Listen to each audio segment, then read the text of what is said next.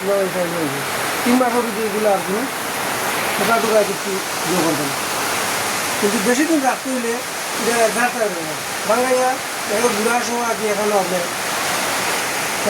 আমরা তো মনে করেন বৃষ্টি শুরু হয়ে গেল গৃহস্থ বাড়িতে আইসা।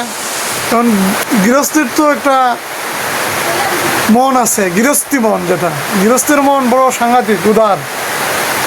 দাদা অতিথি পরায়ণ না শুধু, এটা অন্য লেভেলের অতিথি পরায়ণ। তো বোঝা অতিথি আসলো, ভালো মন্দ খাওয়াইলো, এটাই বিষয়টা এরকম না। অর্থাৎ অন্তরে অন্তর মিশিয়ে দেওয়া, ক্ষণিকের জন্য অতিথি হয়ে আসা, সারা জীবনের জন্য সম্পর্ক তৈরি করার যে একটা শক্তি, এটা গৃহস্থদের মাঝে আজও আছে, যেটা আইসা প্রমাণ পাইলাম। একটু সময়ের জন্য বসলাম, বৃষ্টি নামলো, যে আমরা কই চলে যাব, তারই মাঝে ওনার স্ত্রী দেখেন কি করছে আমাদের জন্য। এই অল্প সময়ের ভিতরেই এই ধরনের হাতের পিঠা, এই যে দেখেন পাউরুটি এবং দুধ চা। যাই হোক, আমরা খাচ্ছি, কিন্তু আপনারা যারা দেখবেন তাদেরকে তো খাওয়াইতে পারবো না। তবে গৃহস্থ বাড়িতে আসবেন, আসলে খাইতে পারবেন। আর এই বছরে এই নতুন এই যে পিছনে যে না, এটা বললেন এই বছরের, এইটা হইলো যে আপনার এই 1 বছর আগের। এটা কি আমন দান না বড় দান? এখানে আছে আমন দান হইলো আপনার এই বছর গত বছরে আমন দান কিছু আছে, আগের বছরে আমন দান কিছু আছে। আচ্ছা, ওই যে আগের বছরের আমন দান, এই এতদিন থাকলে পরে দান নষ্ট হয়ে যায় না? না, এটা নষ্ট হইবে না। কেন? ওইটা আমরা যে তোলার সময় কিন্তু ভালো করে শুকাই। আচ্ছা, আবার এই ওই যে এটা কুতি পোকা আছে, এটা আমাদের সিলেটি ভাষা করে শুধু একটা পোকা আছে, ওইগুলো একদম দানগুলো খায়, গুটি পোকা। হ্যাঁ, ওইটা খায়। এই জন্য অনেক সময় মানে কি আগে আমরা যে উগার আছিল, উগার থাকলে মানে অন্য কিছু ব্যবহার করতাম। এখন আমরা এই যে পাউডার আছে, এই পাউডারগুলো এনে মনে দানের সাথে মিশাইয়া আবার বস্তায় বললাম। এটা কখন দেন? এই শুকানির সময়? শুকানোর সময় আবার যদি মাঝখানে এটা ধরছে, তাহলে ওই ধানগুলো আবার আমরা এই মাটিতে ফালাই আবার পাউডারগুলো মিশাইয়া আবার বস্তায়। পাউডারটার নাম কি? ওইটার নামটা পুরা স্মরণ নাই, বীজ করে মিলে। আচ্ছা, এটা তারা কি বলে? এটা পাউডারটা কি কিসের পাউডার? বিষ জাতীয়, পোকা মারা যায় এরকম? পোকাগুলো মানে এই মরবে। আচ্ছা, তো এটা কি খুব দামি? বলতে বেশি দামি না, 200-250 টাকা। 250 টাকা হইলে কতটুকু দান আপনারা ইয়ে করতে পারেন? 250-300 টাকার ঔষধ দিয়ে আপনি 5 থেকে 6 কাটা দান ধরুন 25 মণ। 25 মণ দান? জি 25 মণ। আচ্ছা, তাহলে এরপর এটা বস্তায় ভরে ফেলেন। পাউডারটার কালার কি? তা সাদা লাগান। সাদা। তো এটা কতদিন পর্যন্ত দানটা ভালো থাকে? ম্যাক্সিমাম 6 থেকে 8 মাস। 8 মাস পরে কি করবেন যদি আরো বেশি দিন হয়? যেমন আপনি এটা গত অগ্রহণের আগের অগ্রহণের দান এখানে আছে, তাহলে ওই দানটা কি আবার দিচ্ছেন? হ্যাঁ, মাঝখানে আবার দিচ্ছি। আচ্ছা, এই দান, এই পাউডার মিশানো দান চাউল বানিয়ে কি আপনি খান? এতে কি স্বাদের কোনো ঝামেলা হয়? কোনো সমস্যা নেই, স্বাদের সমস্যা নাই? কোনো সমস্যা নেই।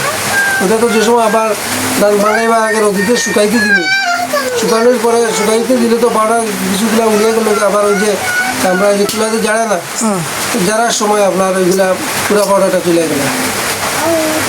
আচ্ছা, তারপরে আগে মানে মেশিনে নিয়ে বাঙ্গাইলাম। আচ্ছা, এখন মনে করেন আপনি দান জ্বাললেন, রুদ্রে দিলেন, পাউডার চলে গেল।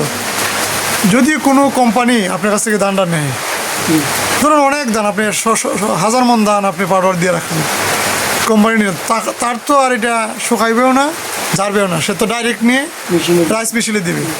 এই মেশিনে দেওয়ার পরে এই পাউডারটা তো অবশ্যই কম বেশি চাউলের সাথে মিশতে পারে না?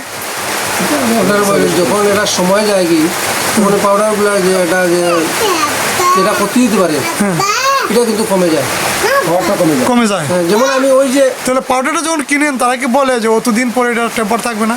টেম্পার চলে যাবে, টেম্পার চলে যাবে। ওই যে আজকে আমি এখানে বসছেন আপনারা, ওইখানে কিন্তু ওষুধ মারা আছে, হয়তো আপনাদের মানে যে নাকে লাগতে পারে একটু করে। এখানে ওষুধ মারা আছে না? হ্যাঁ, এই টোটাল দানগুলোতে ওষুধ দেওয়া? ওষুধ মারা আছে। ওষুধ কি পাউডার? ওইটা পাউডার ট্যাবলেটের মতো আছে, 2 জাত আছে। 2 জাত ট্যাবলেটও আছে। ট্যাবলেটের নাম কি? এটার নাম বলতে পারবো না, কি জানি আবার আছে, এটা সুগার ভিতরে থাকে। আচ্ছা, ট্যাবলেটের দিকে কী করা লাগে? ওইটা ইঁদুর পোকা যেগুলো আছে এগুলো আসবে না, খাবার কথা। এটা কি বস্তার ভিতরে দেন?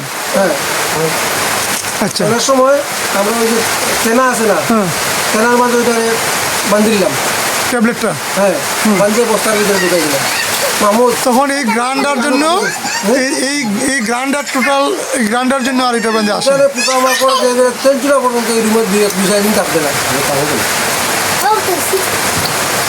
আচ্ছা কারণ আমরা এই রুমে যে আজকে যে বন্ধুরা আছে, আজকে রাত্রে এই রুমে কেউ থাকবে না। যেহেতু আজকে দিচ্ছেন, হ্যাঁ এটা মানে রাত্রে যখন একটু সময় লাগবে বসতে যে এটার গন্ধ বাইরে গন্ধ খুব বিশ্রী গন্ধ হবে। গন্ধ এই গন্ধটা কয়দিন থাকবে? কালকের পরে দেখো এটা এখানে এই গন্ধটা কি মানুষের ক্ষতি করে মনে করেন? মানে খারাপ লাগে? খারাপ লাগে, খারাপ লাগে না? খুব বিকট গন্ধ। বিপদ গন্ধ। ট্যাবলেটের নাম জানেন না? এটা ওই যে পেপার আছে দেখি, এটা ট্যাবলেট না? এটার ভিতরে, এটার ভিতরে এটা। এটার ভিতরে আপনি একটু দেখান তো এই ট্যাবলেটটা কেমন বা কীভাবে। এইটা আপনি কি দিবেন এই ট্যাবলেটটা? দানা দিবেন না? আপনি দেখেন, আপনি দেখেন।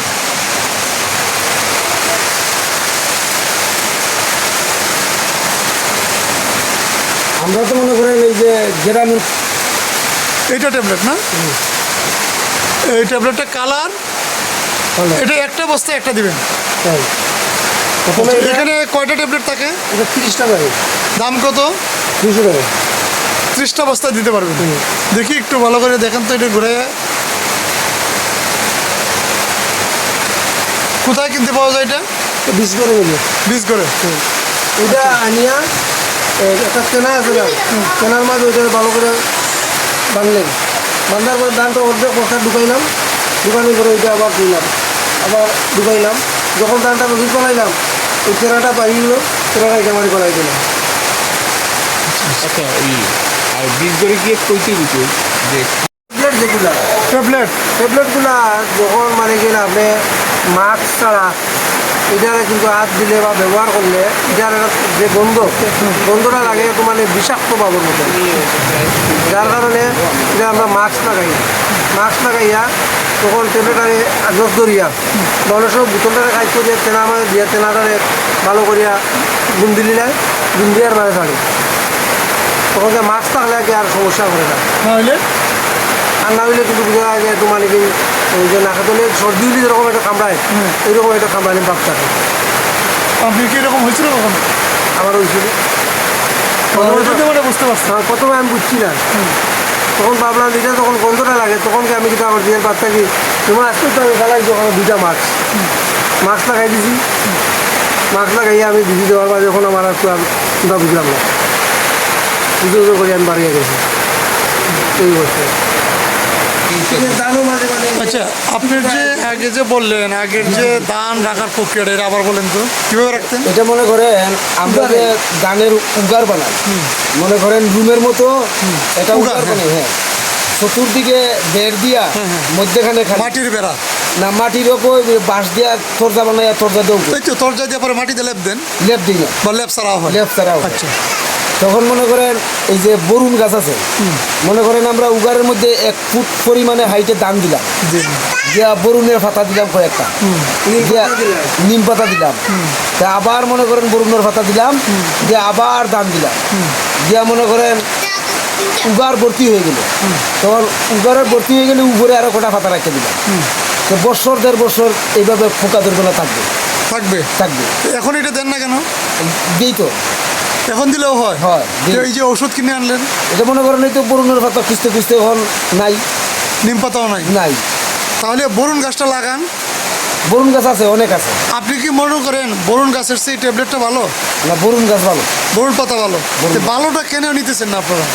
ভালোটা নিতেছি তো, তখন মনে করেন দিতে দিতে হ্যাঁ। গাছে আর পাতা নাই, আরো গাছ লাগান। আর বরুণ মনে করেন গাছ। তো খালি আমি একা না, মনে করেন আমার 2টা গাছ থাকলে আরো 10 জনে নিতেছে, আমি তো না করতেছি না নিয়ে, আরো 20টা গাছ লাগান। হ্যাঁ লাগাইবো, লাগাবো। কিন্তু এই যে দেখেন আগের পদ্ধতিটা কত ভালো, তাই না? ভালো, ভালো। এইটা আর করতেছেন না। হ্যাঁ আচ্ছা, আর জমিনে চাষবাসের সময় তো আরো অন্যান্য বালাইনাশক বিভিন্ন ওষুধপত্র দেন, চাষবাসে কি কি দেন? চাষবাসে যেই মনে করেন এই যে আমরা আগের মতোই ক্ষেত গৃহস্থী করি, অনেকে মনে করেন এই যে সার ব্যবহার করে, ইউরিয়া ব্যবহার করে, এমওপি ব্যবহার করে, টিএসপি ব্যবহার করে, আমরা এগুলা করি না। আমরা মনে করেন কেয়ার প্রতি 5-7 কেজি ইউরিয়া সার দিই গাছ বাঁচার করে, 2বার 3বার ঘাস বাছি পানি দিই। তো জমিনের মাটি নষ্ট হয়ে যায় যদি ইউরিয়া সার দেওয়া হয়। আর আমরা কিছু গোবর টুপর ব্যবহার করি, গরুর গোবর। কিন্তু বেশিরভাগ মানুষ সার দেয়, সার। সার দেয়। তো যাই হোক, তাহলে সব কিছু মিলে কৃষি ব্যবস্থাটা এখন কিছুটা জটিল হয়ে গেছে মনে করেন, না সহজ হয়েছে মনে করেন? সহজ হয়েছে, সহজ হয়েছে। সহজ হয়েছে। আর স্বাস্থ্যের জন্য কি এটা ভালো হয়েছে না মন্দ হয়েছে? এটা মনে হয় একটু মন্দ হয়েছে, মন্দ হয়েছে। মন্দ হয়েছে। স্বাস্থ্যের জন্য মন্দ হয়েছে এটা আপনি বুঝতেছেন, বুঝতেছি। কিন্তু পদ্ধতিটা করাটা সহজ হয়ে গেছে, সহজ হয়ে গেছে।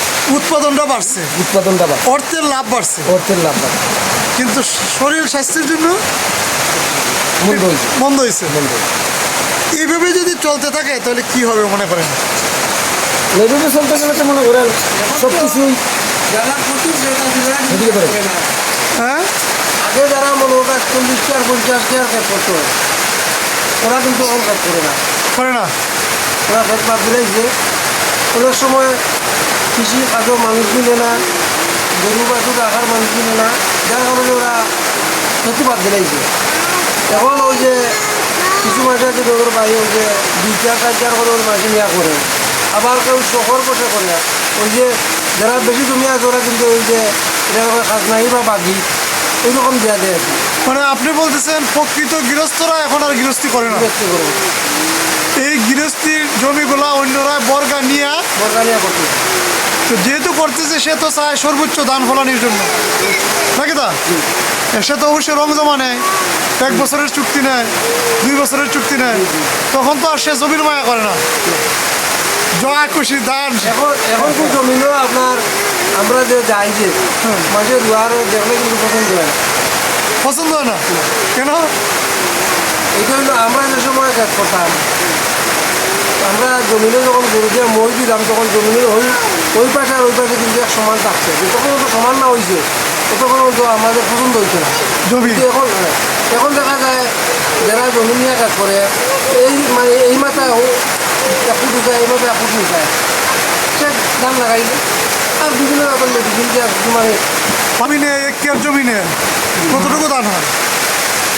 আমাদের এখানে কাটা হিসাব সর্বোচ্চ মানে যে বুড়ো যেগুলা 3 কাটা বা 3.5 কাটা, খুব ভালো জমি নিলে 4 কাটা হয়ে যায়। জানেন এই বছরে ধান উঠছে, কিন্তু গত বছরের ধান থাকে কেন? মানে ওইটা আপনি বিক্রি করে দিবেন না, বা ওইটা খরচ হয়ে যাবে না, বা ওইটা আপনি সাইজ আমার বিষয়টা হইলে হবে না। যেমন আমি দেখা চিন্তা করি যে একটা দাম দেখলে 5,000 টাকা পাইবে। বর্তমান সময়ে 5,000 টাকা ওইয়া আপনি শহরে গেলে বাড়িতে যদি 5,000 টাকা দিয়ে, আর দামগুলো যে আমার থাকে তো ওর পক্ষে মনেও বল থাকে যে আমার কোনো 1 বছর টাকা নিয়ে আছে। ধানে ধনী, হ্যাঁ, আমার বিষয় টাকায় ধনী না, ধানে ধনী। ব্যক্তিগতভাবে আমার মনেও রাখছি যে আমার কোনো তো 2 বছর টাকা নিয়ে আছে। কিন্তু এই 2 বছর টাকা নিয়ে আমি 6 মাসের রাখতে বেশি দিলাম, সামনে সিজনও ভাই মুখি না, এটা তো আশা লাগে। টাকাগুলো কিন্তু ভাই আমি বাজারে করে খাইলাম, তখন বাজার থেকে যখন কিনে আনা যায়নি তখন দেখা গেল আজকে আমার কোনো সিগনাল দিল আর 2 দিনও চাউল আছে। বাস্তবে এই 2 দিন বা 4 দিনের মধ্যে আমার কাছে কোথাও হলো টাকা হইয়া এলো না। কোন জায়গা থেকে ইয়া নাই আমার কাছে, কোন জায়গা থেকে আর না, তাহলে বাধ্য দোকানও হয় ঋণ করতে দিব, কোনো করতে পারে না আপনাদের ইয়া ঋণ দিয়ে দিয়ে, তাহলে এই টেনশন আমার নাই। তার মানে হলো যে আপনি ধানে ধনী হওয়ার জন্য, মনে বল পাওয়ার জন্য অন্তত 1 বছরের খানি রেখে দেন, তারপরে যদি বেশি থাকে তখন বিক্রি করেন। কারণ আপনি তো এই বছরের ধান তো তলেও যেতে পারে, পরের বছর তো ধান নাও আসতে পারে। তো মনোভাব একটু বলছে আমার কোনো হানি আছে, তো কিছু বাদ থাকে তো যেটা তার দেউলা খাওয়া যায়, পাতা টাতা তুলিও না মনে হয় যেটা তাকে শাকবাজি করিয়া খাওয়া যাইব। কিন্তু চাউল না থাকলে তো আপনি শাকবাজি করিয়া লাভ হইতে না। আমি 1 বছর কাজ করছিলাম না, এই বছর কিন্তু আমার বালা করে একটা শিক্ষা হইল। কিরকম শিক্ষা? যখন দেখলাম চাউল শেষ হয়ে যায়, আমার করে কইলা যে আমরা তো আর 2 দিন দেবো তাহলে এই সময় দেখা যায় কোনো লাগান আমি টেকা পয়সা আমার কাছে থাকে না। টাকা পয়সা থাকে না, তখন হয় দোকানদারের কাছে গিয়ে মানে বাকি মাল আনতে হয়, আর নাই কাছে কোনো ব্যক্তিকে যে ঋণ করতে হয়, ছুটোই তো ছুটি হইতে হয়। এর 12 বছর আমি আবার কাজ করা আরম্ভ করলাম, তো মোটামুটি এখন থেকে আর আমার এই চিন্তা নাই। আমার কোনো চাউল নাই, আপনাকে গ্যাসে কইতাম আমার কোনো চাউল নাই, টাকা 2,000 দিলাম, আমি চাউল নিতাম, এটা কিলা লাখ লাগে না। আমি এমনি মাসে লাখ লাখ টাকা ঋণ করে, কিন্তু আমার কোনো চাউল নাই, আমার কিছু ঋণ 2 কিলা লাখ চাউলের জন্য ঋণ। হয়। আচ্ছা আরেকটা জিনিস, আপনি যে ধান সংরক্ষণ করে রাখছেন, আপনি তো এটা চাউল ভাঙ্গাইয়া চাউল আকারেও রাখতে পারতেন। চাউল অনেক সময় কিন্তু বেশি নষ্ট হয়। কয় মাস? 6-7 মাস রাখা যায় চাউল চাউল। তার বেশি রাখা যায় না। আবার এই গুঁড়া সইতে রাখতে হবে। ধানের যে ভুষা আছে এটা সইতে রাখতে হবে, পুরা সহিতে পুরা সইতে। আবার পরিষ্কার করে রাখলে চাউলের মধ্যে ফুকা হবে। পুরা সহিতে রাখলে 6-7 মাস। 6-7 মাস রাখা যাবে, ফুকা হবে। আমাদের চাউলের গায়ে যে ধান একটা বাকল, এটা কিন্তু নিজেই একটা প্রোটেকশন। এই প্রোটেকশনটা যদি আমি খুলে দেই, তাহলে তো সে আরও তাড়াতাড়ি নষ্ট হয়ে গেল, পোকায় খাই ফেললো। চাউলটা পরিষ্কার করে আপনি যদি ড্রামে রাখেন, তো দেখা যাবো আপনার 2-3 মাস বাদে কেন ওই যে ধানও যে ফুকগুলো হয়, ওই ফুকগুলো আবার চাউলও মাঝে হইবে, তখন যারা আপনি বাঁচতে হইব, জার তৈব, অনেক সময় দইলেও যায় না, এই ফুকাটা দইলেও ফুকাটা যায় না, এটা দেখা বাতর লোকে মিশিয়ে গেছে, যার কারণে একটা টাইম আছে, আমরা 2-4 মাস 5 মাস পর্যন্ত আপনার এগুলো বাংলা পাবো। আমরা যেমন বাঙাই, তখন আমার 3 মাসের চাউল আমি বাঙাইনি, তখন বাইরে উঠে তুলছি, কালকে মেশিনে বাঙাইনি, 3 মাস আমার ম্যাক্সিমাম এই চাউল হয়েছে। 3 মাসের ভিতরে এগুলো আর কি টোকা টোকা কিছু ইয়ে করবে না, কিন্তু বেশি দিন রাখতে হইলে এটা ঝাড়তে হবে না, বাঙাইয়া এখন ঘুরার সময় আর কি এখনও হবে। আমরা তো মনে করেন হিসাব করিয়া বছরও 3 বার বাঙ্গাই। মনে করেন আজকে বাঙ্গাইলাম, এটা 4 মাস যাবে, 4 মাস পরে আবার বাঙ্গাবো, 4 মাস যাবে, আবার 4 মাস যাবে, বছরে 3 বার। বছরে 3 বার একসাথে বাঙ্গাই, সারা বছরে কোরাকি হয়ে গেল। পুরা কিনে। আর আমরা কিন্তু এই যে বাজারের যে বস্তার চাউল, এগুলো আমরা খাইতে স্বাদ পাই না, এর জন্যই আমরা ক্ষেত করা লাগে। আমরা এই ক্ষেতের বাদগুলোই আমরা কাছে আলাদা একটা টেস্ট পাই।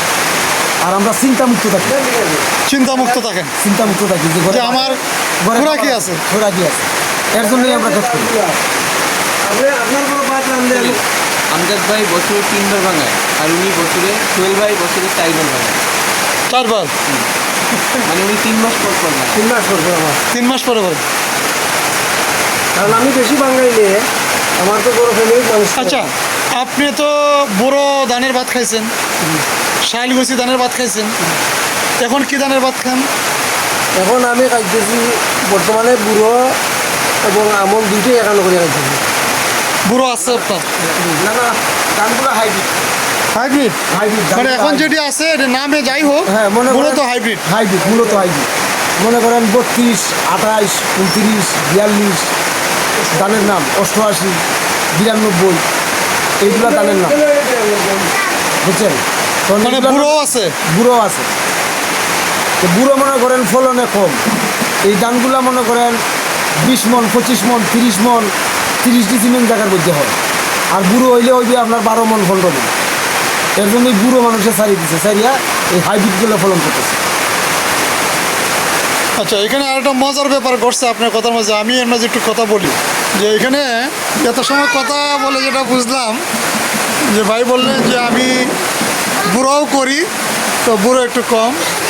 আসলে বুড়ো আসলে কেউই করে না, বুড়ো ধানটা এখন নাই, করা হয়ও না। ওই বুড়ো ধান যে জমিনে করতো, এই জমিনে এখন যে ধান করে এটা কি এখন বুড়ো বলে? কিন্তু জমিনটা বুড়ো, একসময় বুড়ো ফসল ফলতো এই জমিনে, এখন এই জমিনে যে ধানই করা হোক এটাকে তারা বুড়ো ফসল বলে। বুড়ো ফসল তো যাই হোক, কিন্তু প্রকৃত বুড়ো ধানটা হারিয়ে গেছে। আর এই বুড়ো ধান চলে গেলেও তার মানে দাগ রেখে গেছে, সেই জমিনটা সারা জীবনের জন্য বুড়ো জমিন হিসেবে আছে। এবং এখানে উচ্চ ফলনশীল উপসি জাতের ধান হয়, যে ধানটাকে এখন আমরা বুড়ো ধানই বলি। এবং যে কোনো কৃষককে প্রশ্ন করা হয় যদি, যে আপনার কি বুড়ো ধান হয়েছে এবার? হ্যাঁ হয়েছে, কম হয়েছে। পরে প্রকৃতপক্ষে ফিল্ডে গিয়ে দেখা যায় আসলে বোরো ধান তো নাই, এগুলো হচ্ছে হাইব্রিড ধান, অন্য উচ্চ ফলনশীল ধান। এটাই একটা মজার বিষয় আর কি। যাই হোক, আচ্ছা ঠিক আছে, ধন্যবাদ আপনাকে। আপনার সাথে অনেকক্ষণ কথা বললাম। আমরা আসলে আজকে কৃষির বর্তমান অবস্থা নিয়ে এবং ধান প্রক্রিয়াজাতকরণ, কিভাবে ধান প্রক্রিয়াজাত হয়, আগে কিভাবে হইতো ধান প্রক্রিয়াজাত, এখন কিভাবে হয়, এগুলো নিয়ে বিস্তর কথা বললাম। এখানের একজন আদর্শ কৃষক, আপনার নামটা বলেন। সোহেল আহমেদ। সোহেল আহমেদ ভাইয়ের সঙ্গে কথা বললাম। আর উনার নাম কি ছিল?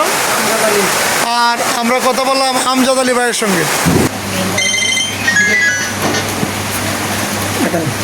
হ্যালো। যাই হোক, সবশেষ আপ্যায়ন ঐতিহ্যের পানশোবাড়ি জর্দা চুন তো আছেই, গৃহস্থ বাড়ির সর্বশেষ আপ্যায়ন।